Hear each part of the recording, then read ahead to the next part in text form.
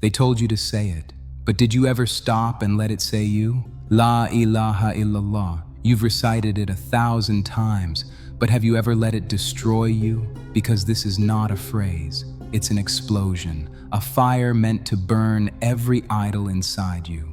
Ibn Arabi said, to say La ilaha is to erase the illusion. To say Illallah is to return to the only real. So the question isn't, have you said it? The question is, has it undone you yet? They told you La ilaha illallah means there is no God but God. But they didn't tell you that the first half, La ilaha, is meant to hurt. It's not polite, it's not peaceful. It is a blade, a sacred denial, a demolition of everything you ever trusted. Because La ilaha doesn't just say there is no God. It says there is no you, no certainty, no meaning outside of what's real. Ibn Arabi said, the first word of the Shahada is not affirmation, it is negation. You cannot know the one until you say goodbye to all the false ones. And who are the false ones? The God of status, the God of control, the God of being seen, wanted, praised, the God of your own idea of God. To say La ilaha is to tear down the altar of ego and stand inside the rubble, trembling. This is why people can say it with the tongue for years and never feel a thing, because they never meant it. They never let it burn. But La ilaha is not a phrase, it's a funeral. A letting go of all the names you whispered at night that were never his. So when you say it again, next time, don't chant it, don't perform it, stand in it, let it collapse you, let it make room for the only name that remains. After the fire of La ilaha, what's left? Silence, ashes, space, and then Illallah, not a concept, not even a comfort, but a pulse of reality that was always there, waiting under the rubble of your illusions. Ibn Arabi said, the real does not enter where the false still resides. Illallah is not just the second half of a sentence, it's the breath after drowning, the light after blindness, the knowing after unknowing. It doesn't replace the false gods, it makes them irrelevant. You don't just say, God is one. You become the space in which only one remains. This is not theology, it's intimacy, because Illallah isn't about who God is, it's about where you let Him be, in your stillness, in your surrender, in that moment when you stopped looking for God and just opened your eyes. So many say La ilaha illallah as if it's a badge, a label, a mark of belonging. But Ibn Arabi invites you to say it like a lover, like a broken seeker who has lost every name but one. So say it again, Illallah, not as a fact, but as the softest truth you're finally ready to fall into. Most people think shirk means worshipping statues, but Ibn Arabi showed us something far scarier. The worst idols aren't made of stone. They're made of thoughts. You can stand in prayer 5 times a day, say La ilaha illallah with your lips, and still secretly bow to things that aren't God. Like what? Like the need to be right, the hunger to be praised, the fear of being unseen, the addiction to being in control. These are the gods we build in the quiet of our insecurities. And the tragedy, they're harder to smash than statues, because no one can see them but you. Ibn Arabi said, every attachment that makes you forget the real is a veil, and every veil is a false god.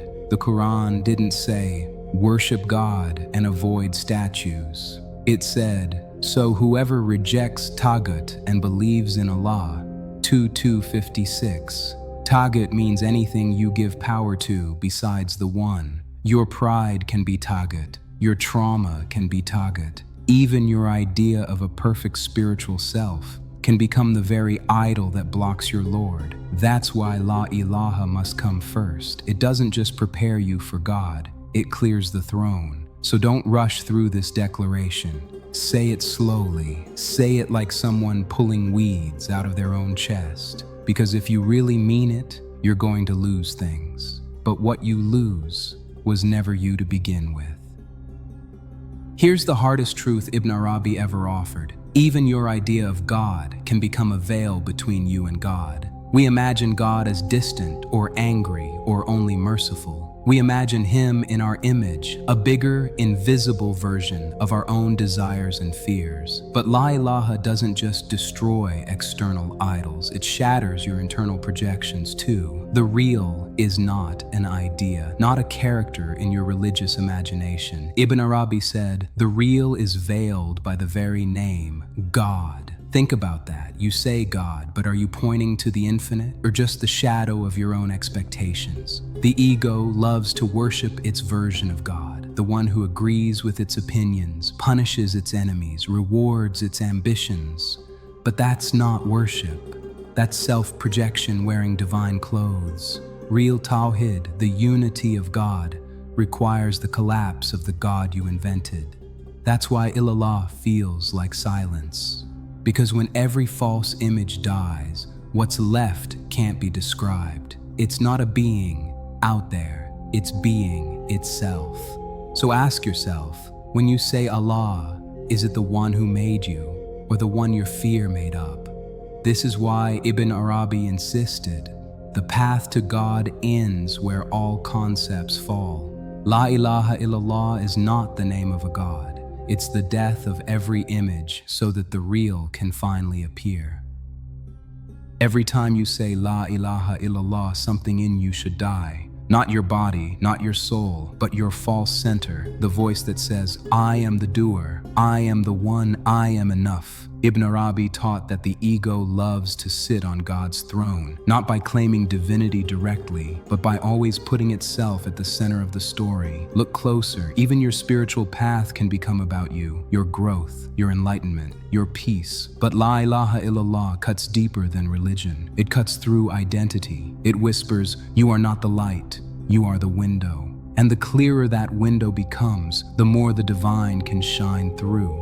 This is why Ibn Arabi emphasized fana, the annihilation of the self, not as despair, but as freedom. Because when you dissolve, what's left is not nothingness. It's spaciousness, stillness, reality without filters. You begin to live not from control, but from surrender, not from identity, but from intimacy with the real. That's why saying La ilaha illallah with presence is more than worship. It's transformation. It doesn't make you religious, it makes you real. The goal was never to just say it. La ilaha illallah is not a password, not a slogan, not a ritual to be memorized and moved past. It is a fire that never stops burning. And once it burns through all your false gods, your ego, your fears, your images of control, it leaves you with one thing: presence. Not as an experience, as a way of being. You walk slower, you speak softer.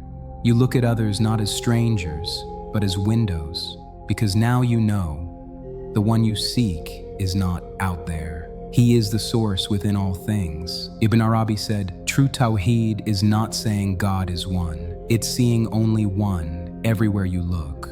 So when you say La ilaha illallah now, don't say it from the mind. Say it from the place that has nothing left to prove. Let it echo from your emptiness. Let it rise like a wave from your silence. Because this isn't the end of a prayer. It's the end of separation and the beginning of the only real life. A life where every face is a reminder of the face that never fades. If these words touch something in you, don't let it be just a passing feeling. Subscribe to Heart's Whisper, not for content, but for reminders of what you already carry. And in the comments, tell me, what did La ilaha illallah ask you to let go of today?